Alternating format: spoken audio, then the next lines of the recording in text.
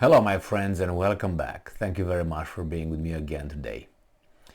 I made a video, I think a day ago, after I've been asked by some of my subscribers, viewers, friends in the comment section to talk about my experience as a martial artist.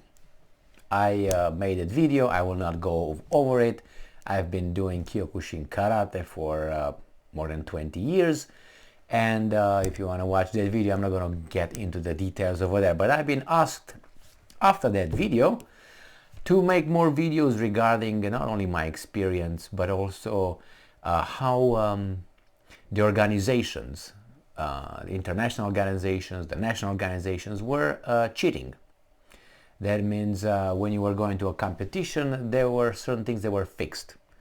I obviously will not mention names or dates for reasons very obvious to understand, and because many of the same people are still in the positions that they were when I was still being involved, or I was involved anyway. But I will tell you, I will make this video as a combination between why I don't believe, or I am very skeptical in the machine voting that is used in various countries.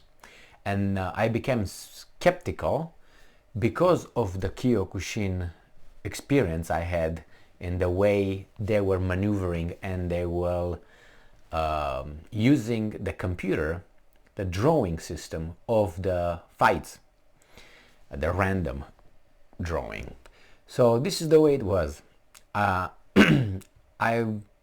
not going to tell you how I got to have this information unless I will be contacted by police.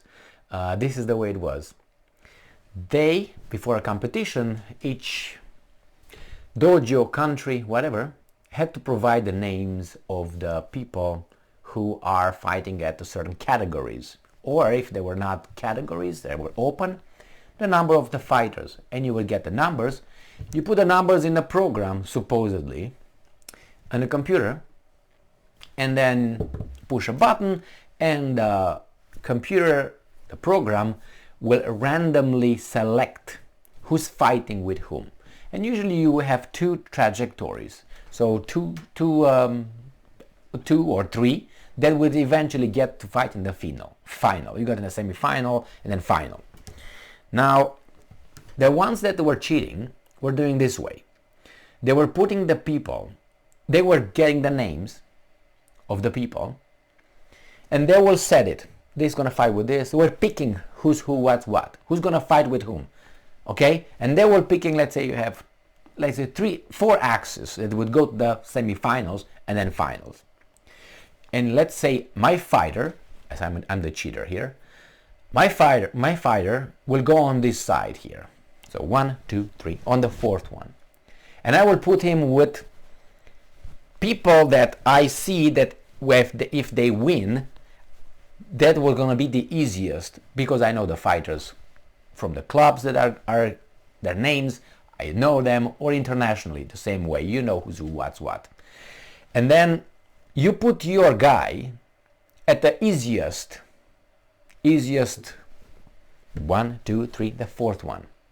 And the 4th one, you put weasel guys, or not as good guys, from countries that you know the people, or even from your own country or from your own club, that when you get to fight your guy that is supposed to get in a final and win, that guy is gonna throw the game, throw the fight, will not fight, or will cancel the fight, will, you know what I mean? So this guy is gonna have the easiest fights until it gets to the final, which would be about 5 fights. Some of them will, as I said, quit without even starting, and so on. So you have 4 to 5 fights, depending how big the tournament was, to get into the final.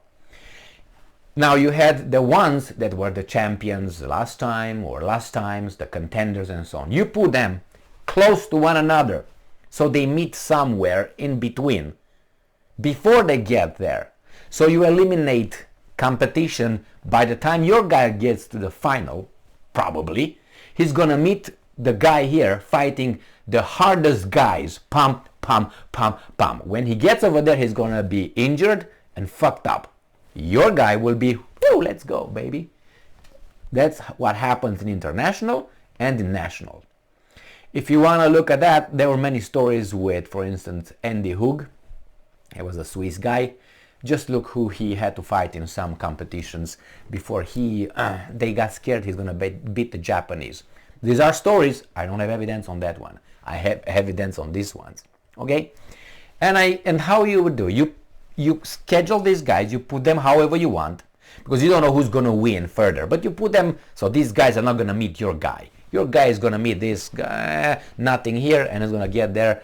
The point was, your guy has to get there with least effort possible, with least damage possible. The other guys that you knew they were like dangerous, you couldn't put a weasel. So your guy has to have something, you know what I mean? You couldn't be just like he has to be strong, but you did not want to take a chance.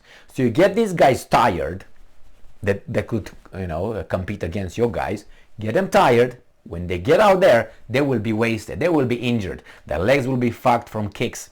Either, I don't know, forearms, whatever it would be. You're tired. And what did they do? After they figure this out, they save this grid already. How they got it. They save it, boom, in the program.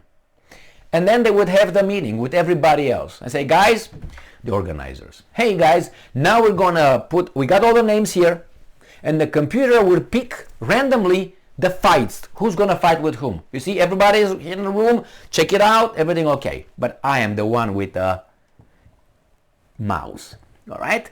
Click, click, click. So I'm saying, okay, and when I'm gonna do click, instead of doing the click, I programmed it so when I do the click, it's not gonna be the random selection by the program, is going to be the first selection I made. So whatever I click before everybody else got into the room, that's going to come up on the screen as if that is what the computer randomly selected. Got it? And therefore you get your guy fighting the people that you think are not as good, and the fight that you want to get them tired, maybe they lose in the meantime. So when your guy gets in the final or semi, maybe you have 2 or 3, you make it easier. And when they get over there, they have more chances to win. Well, that's one way of doing things. Now, if these guys were able to do this in many years back with programs that were then, imagine what these guys can do when they have so many, how should I put it, computers. They made so many people involved in this. Remember, everything goes to a computer in the end. The information comes from this place and is going to be transmitted to this place. All right? This place at the end is the one that we're eventually going to say, hey, the winner is Emil Kosman. The information that came over there could come, but when it gets here, it's like that computer over there that I've been telling you with these guys. Click, click, click, click, click. It's already there. I just push a button, and when the button shows up, the name is this guy. The grid is pre-made. All right? This is one way it's been done. And when I've been told this, I was like, I was not competing at that time. That's why I've been shown that. And I said to the guy that showed me that, we were all in the same room.